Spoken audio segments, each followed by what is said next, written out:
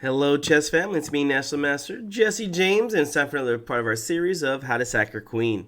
All right, this one we're going to go over a very famous game, which also goes over a very thematic idea in the King's Indian defense for sacrificing your queen. So let's go and take a look at this very nice gem. We start off here with d4, knight f6, c4, g6, knight c3, bishop g7, e4. We got a King's Indian defense on our hands. d6, pawn to f3. Here we go, the sameish variation has just been started. Castles kingside, knight to e2. This is a very interesting variation with the knight on e2 here. Basically covering your light square bishop, but here a lot of these positions with the sameish, white wants to go bishop e3, queen d2, and just go for a kingside attack. So knight is getting ready to guard over d4 square, and this bishop, as you can see, has a hard time because, well, it's just really blocked by its pawns. So bishop going to d3 is a move, but sometimes it can get into trouble. Well, black's turn. What do you play here? Remember, when your opponent is planning to attack on the wing, you attack in the center. And typically, after d6, e5, or c5 are the pivot points for this. And here, Tal decides to go pawn to c5 here. Of course, since white wants to try and go for the kingside attack, they're not going to open up the center so easily. Of course, taking here is already just a no-no. But here, well, white decided to play bishop e3. Knight b to d7. Although I don't particularly like the knights on this square, here the knight actually will find itself to a juicy square, which will bring a very strong attack. Queen d2, again white continues with their idea. Queen d2, they want to go ahead and play the bishop to h6, play h4, h5, and just go for an all-out kingside attack. a6, okay. As I did in a previous video, whenever you're playing against the sameish, it's best not to play pawn to e5 in these variations, but go queenside, and that's exactly what Tal is doing. Alright, what happens here? White goes all out for it and castles queenside. A little premature in my opinion. You know, well, you can see with a6, black is saying I'm going to be opening up the queenside pretty soon. And what does white do? They castle right into it. Believe it or not, the king is actually safer either in the center or maybe even castling kingside here. So castling queenside, well, I'm sure Tal was very happy to see this. Queen a5, free developing move. King to b1. And here it comes, pawn to b5. Tal is not going to slow down here. And at this point, white was already just like, you know what? Let's just go ahead and make this position easy. And let's go ahead and try and trade off queens. And knight d5 was played. With that being said, if you do try to grab this pawn over here, it's not going to do you any good, right? After pawn takes, black is now going to be clearly better in a lot of these lines. b4 is being threatened. The queen side's opened up. You can just see how bad this attack is going. But knight d5 is playing because, well, white wanted to make a trade of queens here. I mean, if you don't trade queens here, then, well, I mean, I just think you're just going to be worse. In fact, you know what? After queen takes on d2, white's even winning over here with knight takes on e7. So you're not going to be making that queen trade unless you want to be losing some material. So I think most people here would be considering just bringing the queen back to d8.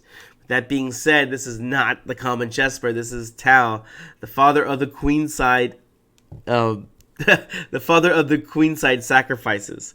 And so, well, go ahead and take a second here. Can you find Tal's idea? Push pause. Alright, hopefully you push pause and try to figure it out. Here, hopefully you calculated it. Knight takes on d5, sacrificing the queen. Now here, one of the thematic ideas is that, well, you're going to be getting an attack for this, but you're winning this dark square bishop. This dark square bishop is already worth about 4 or 5 points, depending on who you talk to.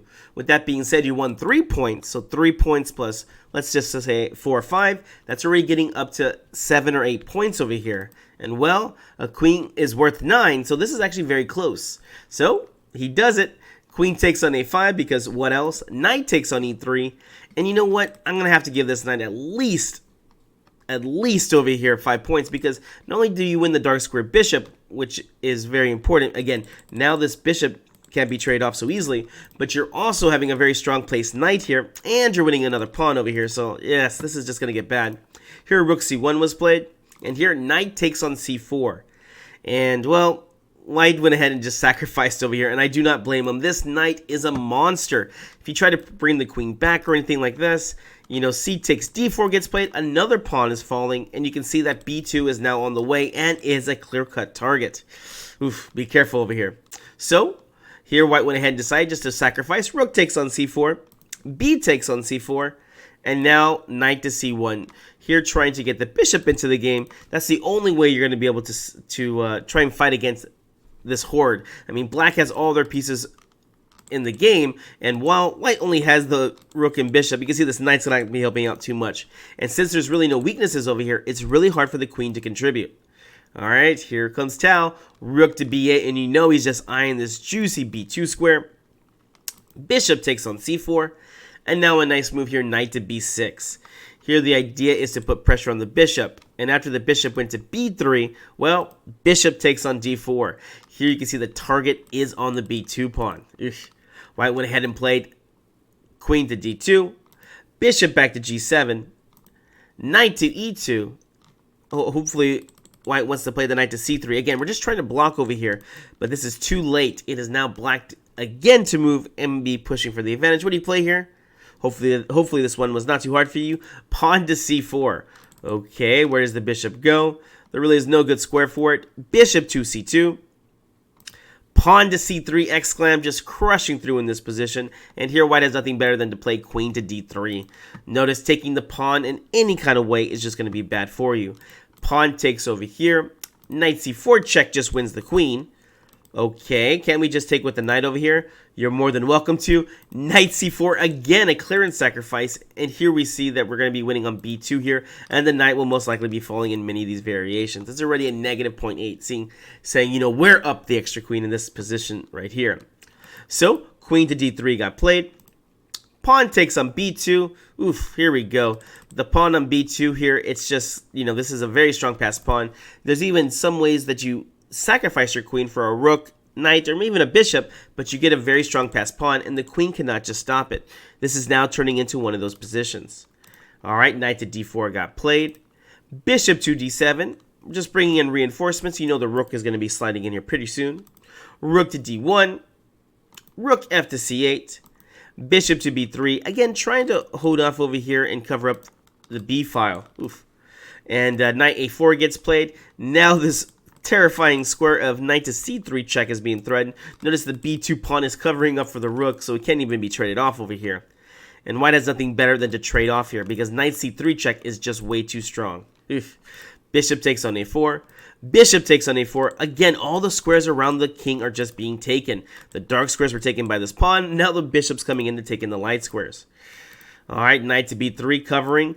Bishop c2 check is a big threat. Bishop takes d1. Bishop takes on d4. Too many threats in this position. Knight b3 trying to cover everything up. And here we go. Simple chess, rook to c3 here. We're going to win another pawn here.